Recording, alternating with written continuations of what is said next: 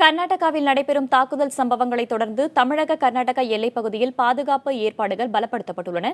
இதுகுறித்து செய்திகளை தர நமது செய்தியாளர் மோகன்ராஜ் இணைந்திருக்கிறார். இதேபோல் காவிரி விவகாரத்தின் தொடர்பாக தமிழக விவசாயிகள் என்ன சொல்கிறார்கள் என்பதை தர நமது செய்தியாளர் சார்லஸ் இணைப்பில் இருக்கிறார்.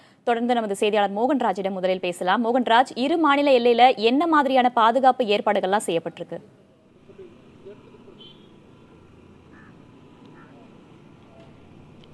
வேதவள்ளி, நேற்று கர்நாடகத்தில் நடந்த வன்முறை சம்பவங்களை தொடர்ந்து தமிழக கர்நாடக எல்லையில் தொடர்ச்சியாக காவல்துறையினர் பாதுகாப்பு பணியில் ஈடுபட்டு இருக்காங்க. இது தொடர்பாக காலை முதற்கொண்டே பல்வேறு தகவல்களை பதிவு செய்து வருகிறோம். இந்த சூழ்நிலையில பார்த்தோம் அப்படின்னாக்கா, போக்குவரத்து இரு மாநிலங்களுக்கும் இடையே முற்றிலுமாக தடைப்பட்டுள்ளது. குறிப்பாக ஏற்கனவே லாரி நேற்று 27 லாரிகள் தீ வைத்து எரிக்கப்பட்டிருக்கின்றன. அது மட்டும் இல்லாமல் 30க்கும் மேற்பட்ட லாரிகள் மீது கல்வீசி தாக்குதல் நடத்தப்பட்ட சம்பவங்களும் அரங்கேறியுள்ளது. இந்த சூழ்நிலையில் வன்முறை சம்பவங்களை கட்டுப்படுத்துவதற்காக பெங்களூரு உள்ளிட்ட 16 இடங்களில் 144 தடை உத்தரவு பிறப்பிக்கப்பட்டு நிலைமை ஓரளவுக்கு கட்டுக்குள் கொண்டு வரப்பட்டுள்ளது. ஏற்கனவே தமிழகத்திலிருந்து கர்நாடகா வழியாக வெளி மாநிலங்களுக்கு இயக்கப்படும் லாரிகள் அனைத்தும் முற்றிலுமாக தமிழக எல்லையான ஜூஜுவாடி பகுதியிலே நிறுத்தி வைக்கப்பட்டிருக்கின்றன. அங்கே ஓட்டுநர்களும் மிகுந்த அவதிக்குள்ளாகின்றனர். இந்த சூழ்நிலையில் லாரி உரிமையாளர்கள், லாரி ஓட்டுநர்கள் பெருமளவில் பாதிக்கப்பட்டிருப்பதாக பல்வேறு பரவலான கருத்துக்கள் கூறப்படுகிறது. இது குறித்த தகவல்களையும் அங்கு கர்நாடகத்தில் நிலவும் பிரச்சனைகள் குறித்தும் நம்மளோட பகிர்ந்துக்கிறதுக்காக லாரி ஓட்டுநர் ராஜேந்திரன் நம்மளோட இருக்காரு. அவர்கிட்ட பேசுவோம். நீங்க சொல்லுங்க ராஜேந்திரன், அந்த பகுதியில் எப்படி இருக்கு? நீங்க என்ன மாதிரியான பிரச்சனைக்கு ஆளாகி தப்பிச்சு வந்திருக்கீங்க? இப்போ எந்த டைம்ல என்ன நடக்கும்னு தெரியாது சார். எப்போ அடிப்பாங்களோன்னு தெரியாது. ஏன்னா தமிழுக்காரனால அடிக்கிறாங்க. நான் டிரைவரு, நேற்று காலையில் தான் வந்தேன். ஒரு 10 மணிக்கு இங்கே வந்தேன். நான் பெங்களூருக்கு வண்டி காலையில் எல்லாம் ஒரு சுமாராக இருந்தது.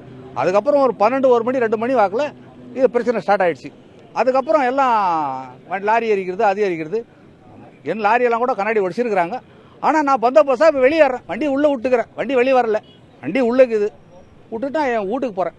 அது எப்போ திரும்பி கூப்பிட்றாங்களோ அப்போ தான் நான் வருவேன். வேதவள்ளி, இப்ப பார்த்திருப்பீங்க, இதே போல ஒரு சூழ்நிலை தான் கர்நாடகத்தில் தொடர்ந்து நிலவிட்டு இருக்கு. அது மட்டும் இல்லாமல் இன்றைய தினம் பல்வேறு இடங்களில் ஊரடங்கு உத்தரவு பிறப்பிக்கப்பட்ட போதிலும் பல இடங்களில் தமிழ் செய்தித்தாள்களை எரித்து பல ஆர்ப்பாட்டங்கள் நடத்தப்பட்டிருக்கு. இதனிடையே பார்த்தோம் அப்படின்னாக்கா, கர்நாடக காவல்துறை ஏற்கனவே கர்நாடக பகுதியில் சிக்கியிருந்த கிட்டத்தட்ட 50க்கும் மேற்பட்ட லாரிகளை காவல்துறையினர் தங்கள் பாதுகாப்போடு தற்போது சற்று முன்னதாக எல்லை வரை கொண்டு வந்து பாதுகாப்பாக அனுப்பி வைத்திருக்கின்றனர். இருந்த போதிலும் கூட மாண்டியா உள்ளிட்ட மாவட்டங்களில் தொடர்ச்சியாக ஒரு சில சம்பவங்கள் நடந்த வண்ணமே இருக்கு. வேதவள்ளி, தமிழக ஓட்டுநர்கள் எத்தகைய அச்சத்தோடு அங்கு இருக்கிறார்கள் அப்படின்ற நிலை நமக்கு புரியுது. மோகன்ராஜ், தொடர்ந்து அங்கு இருக்கக்கூடிய போக்குவரத்து நிலை என்பது எப்படி இருக்கு?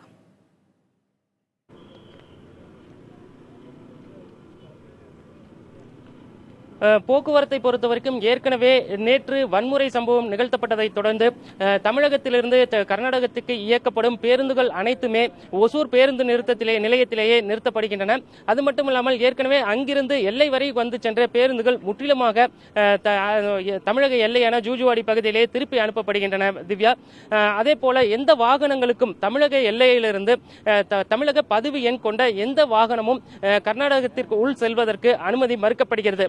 ஏற்கனவே தமிழக எல்லையிலேயே தமிழக காவல்துறையினர் தடுத்து நிறுத்தினாலும் அதை தாண்டியும் ஒரு சிலர் வரும் பட்சத்தில் கர்நாடக எல்லை பகுதியான அத்திப்பள்ளியில் பாதுகாப்பு பணியில் ஈடுபட்டிருக்கும் காவல்துறையினர், கர்நாடக போலீசார் அந்த வாகனங்களை உள்ளே அனுமதிக்க மறுப்பு தெரிவித்து வருகின்றனர். இதன் காரணமாக பொதுமக்களோட இயல்பு நிலை முற்றிலுமாக பாதிக்கப்பட்டிருக்குன்னே சொல்லலாம். அதே போல ஊரடங்கு உத்தரவு பிறப்பிக்கப்பட்டதை அடுத்து நாளைய தினம் இன்று மற்றும் நாளைய தினம் நடைபெற இருந்த திருமணங்களும் நடக்குமா என்ற ஒரு சந்தேகம் எழுந்துள்ளது. அதற்கான தொடர்ச்சியாக பொதுமக்கள் இது போன்ற இயல்பு வாழ்க்கை பாதிக்கப்பட்ட நிலையில தான் இருக்காங்க. அவர் போக்குவரத்து இயல்பு நிலை திரும்பும் பட்சத்தில் தான் இந்த சுமூக நிலை எட்டப்படும் என்று எதிர்பார்க்கப்படுகிறது. திவ்யா, மோகன்ராஜ், கர்நாடகாவிற்கு வாகனங்கள் இயக்கப்படாததால பொதுமக்களோட இயல்பு வாழ்க்கையில என்ன மாதிரி பாதிப்புகள்லாம் ஏற்பட்டிருக்கு?